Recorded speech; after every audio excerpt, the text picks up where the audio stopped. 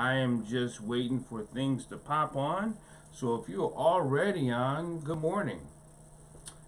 Yeah, I'm waiting for all this to calibrate and to get going because I go on Facebook Live, YouTube Live, and Instagram and Periscope.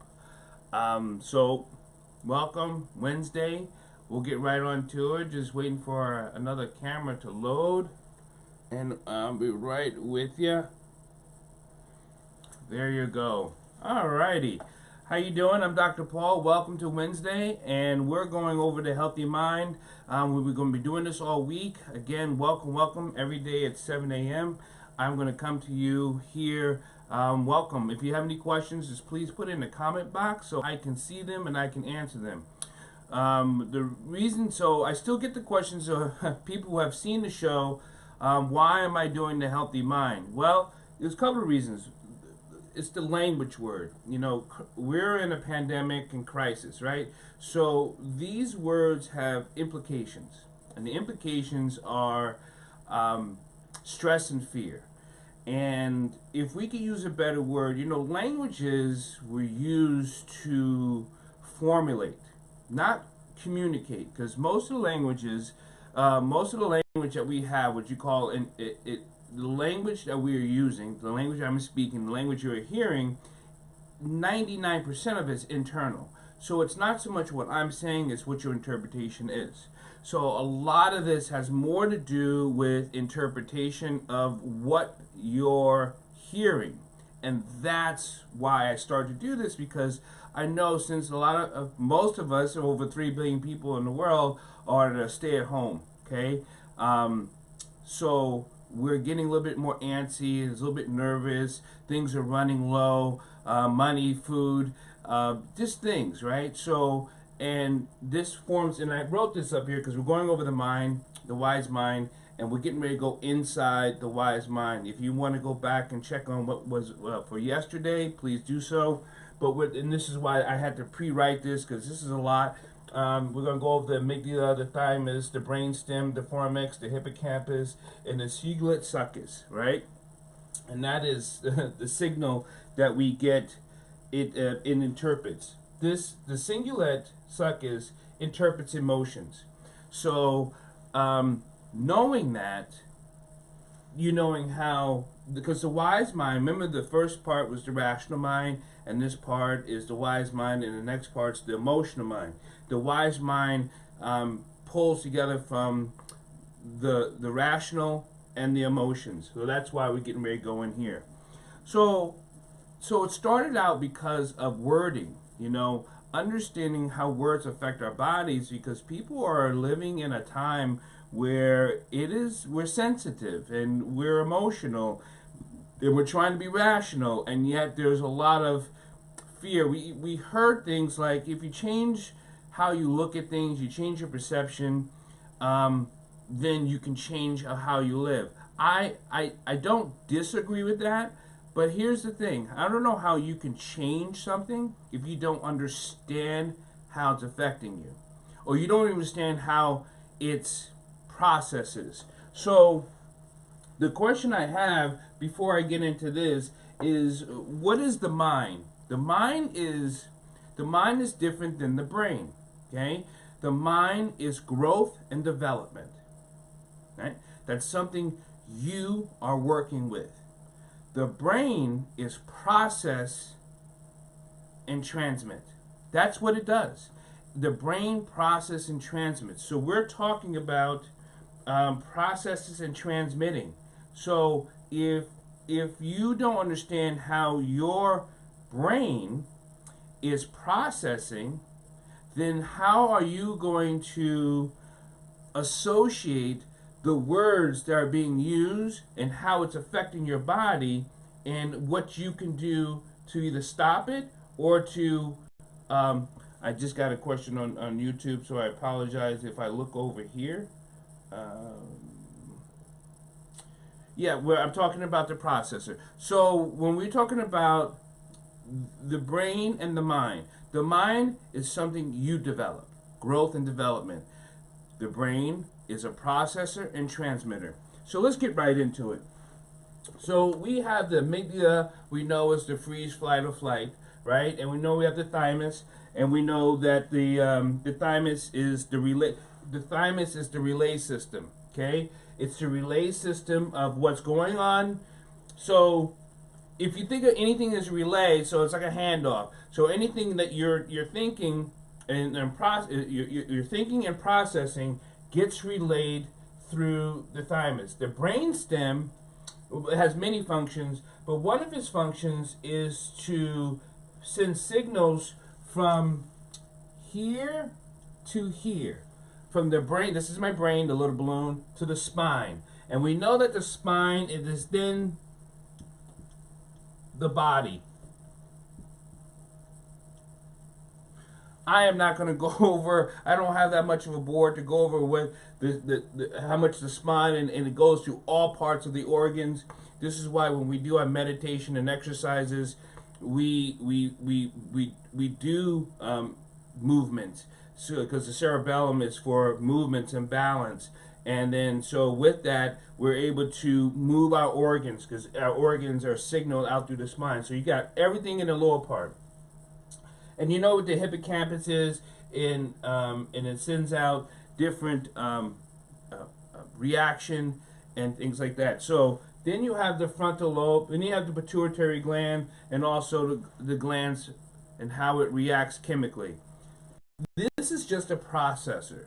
So with that processor, we want to go over what you call, then, and I talked about this before, what the brain does, you have what you call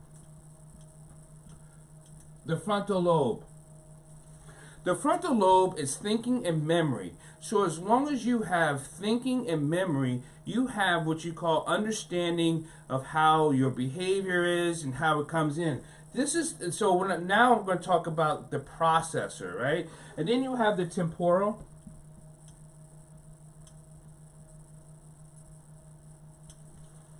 That's hearing and listening, and so that's where the language comes in. So words you hear, how you hear them, these things are also important. So then you have the partial lobe.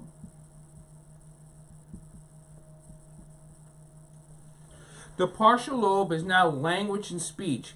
Now, when we are trying to say something or form something, welcome everyone that you're listening to Dr. Paul here on The Wise Mind and doing the brainstem.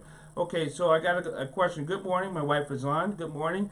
I'm very glad that you are discussing the subject, Dr. Dyer, because I've noticed that the particular society deprived of confronts security and repetitious behavior has a tendency to let the reptile brain take over.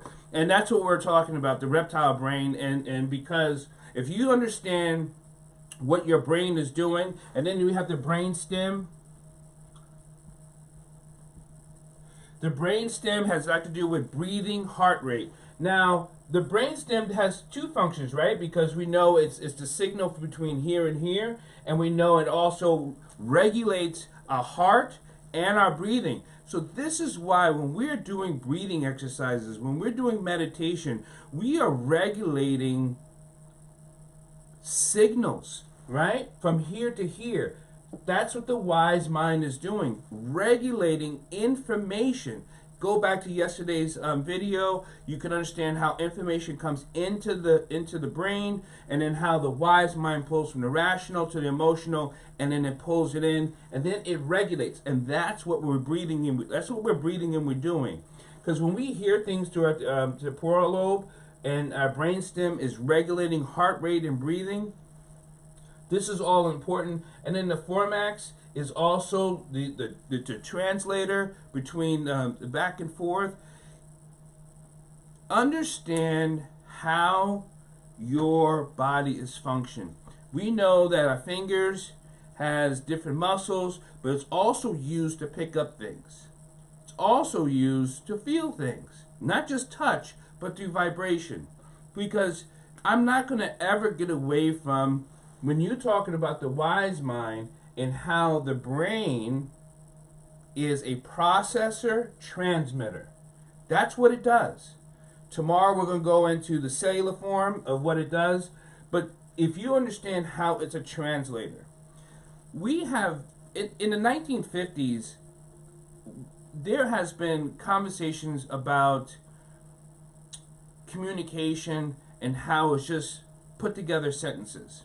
Well, what Einstein even also believed that communication and consciousness, and this is where this has a lot to do with the wise mind, is developing that consciousness, not the subconsciousness, because it has been proven scientifically that 5% of the brain is used for consciousness development, and I think that's what these words that many leaders use or political factions use is to get you away and to move you like cattle because you don't understand how your functions are transmitting and have signals. And that's where Anthony was talking about the reptilian brain. Do some of that research and stuff like this. Because when we are combined with a partner, and that's where it becomes energy and vibration, we have what you call a morphic field, right? And a morphic field means it emanates. There is a surrounding field of electromagnetic waves. Early this morning, it was thundering and lightning. Those are transmissions in a reaction. So transmitting one electromagnetic waves and friction and causing, and then it causes sound, right? So we do that with all of our thoughts. So let me put that up here. Or I'm going to say not thoughts because it's information. Because if you remember from yesterday, information comes through all our five senses, right? Seeing, hearing, speech, that's where all this comes in from. And you have our 5 E's. If you have any questions, I just want to say you can just put it into the comment box and we'll go over it.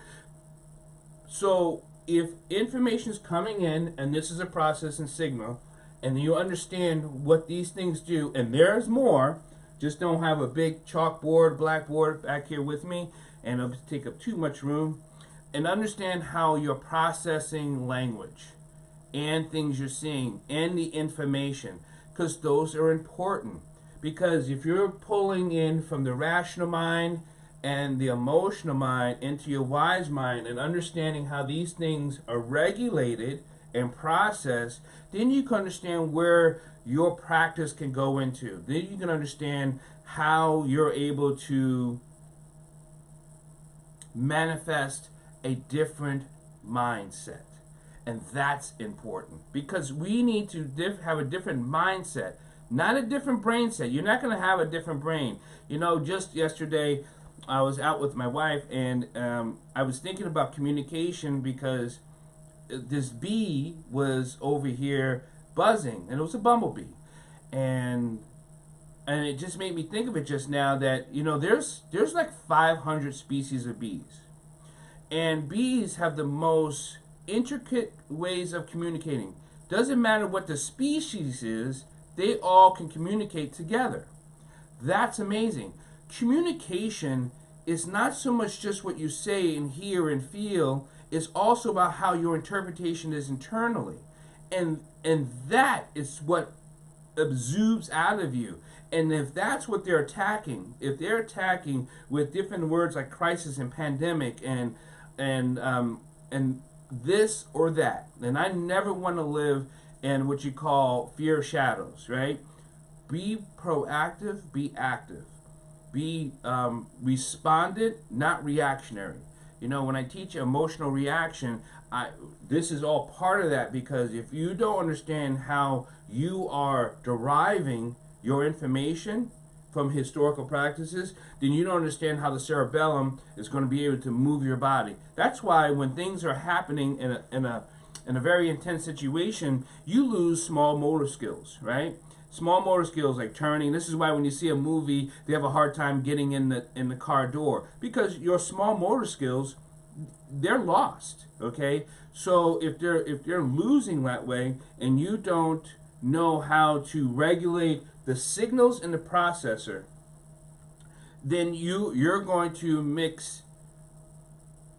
You're going to not mess up. You're going to mix up. And this is where it becomes with the left brain and right brain. Most of you people know about the left brain and right brain. People who are logic, I'm not going to have too much room. So maybe I do it here. left, right, logic, reason, and this is more creative.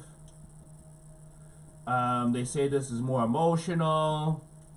They also say this is, but you know, so the difference between the right and the left is that we end up solidifying who we are just by the actions of what we do. For instance, if you are more logical and you think more on like your bills, a type person, right? You know, things have to be in a certain way. The way to work both hemispheres, and that develops the wise mind, is to do more things with your non-dominant hand. To do more things with your non-dominant hand is important, because if you don't, excuse me here, if you do most of the things with your only dominant hand, then you are just concreting what your type of logic is. My wife, good morning, how you doing, CJ? Is it also how the other person interprets what you are saying as part of the effective communication? Yes, when it comes to communication, we think about signals, okay? So if you have this, but if you think about signals, so let me go back to the hemispheres. So if you're bouncing back between hemispheres, between left and right brain hemisphere, and you don't understand, and that's a difficult understanding of how you are balancing your hemispheres between what I understand is logic and what I understand is emotional reaction. What I understand is creativity and what I understand is asymmetry. Free flow means transferring of information. That only happens on the right side of your creativity. When it comes to signals and communication, and most of communication, again, 99% of it is internal. So if you're transmitting something, it is not what is spoken, it's the filter. So I think that's what my wife was talking about. Is it part of how a person interprets? Yes, it's the filter. But the filter, you know, one of the filters is not so much to decipher, but to decide. Because if you're trying to decipher information, you don't have enough information. So if you go into just deciphering only on your interpretation, that means you don't have enough information. So getting clarification on information will never allow you to interpret. So ask the questions. What do you mean? How do you mean it? I mean, we do that in scientific. So, you know, belief. You know, one of the things about belief, and this is why I use faith and belief. Belief is different than faith. Faith is open and trust. Belief it's an old term meaning leaf, meaning God, I think it comes from a Greek word. I'm trying to remember my ontology of it, but it just means wish. Leaf means wish. So belief means to have a wish. So if you have a belief system, you're wishing to have faith. It just means open and trust. You don't grab onto something. You don't swim. You don't hold onto the water as you're swimming, but you let yourself flow through. You allow your functions to flow through. That is having faith. So faith is not about interpretation. It's about clarification. So asking the question, it's just, you don't want to interpret, and you don't want to interpret what your left brain and what your right brain is doing. You just want to have free flow. You want to be able to free flow. And the reason why I'm making this 8, because you know it's an infinity sign, and that's how when you do that, the body works in an infinity action, and that's where breathing in action comes from the top to the bottom. If you can't see that, there it is. And you probably have seen that before with Kundalini practice and things like that. But so that's when we're talking about breathing and signals up and down throughout the whole body, signaling throughout the body and through all our organs, understanding the process, understanding the process and the signals of what the brain does, is understanding how the healthy mind develops into a wise mind. again, if you have any more questions, you can always contact me. Even though if you share this, you have any more questions later. Again, I hope you do your exercises this morning. I hope you do your meditations this morning, and I hope you develop a strong mind this morning. Keep healthy, keep safety, and keep practicing, because practicing and training and faith, that's what I use, faith. I want you to keep practicing, training, and have faith. If you don't develop a practice, you're going to fall short. And this is why us martial artists, what we do is that we practice. I practice my katas and practice my meditation.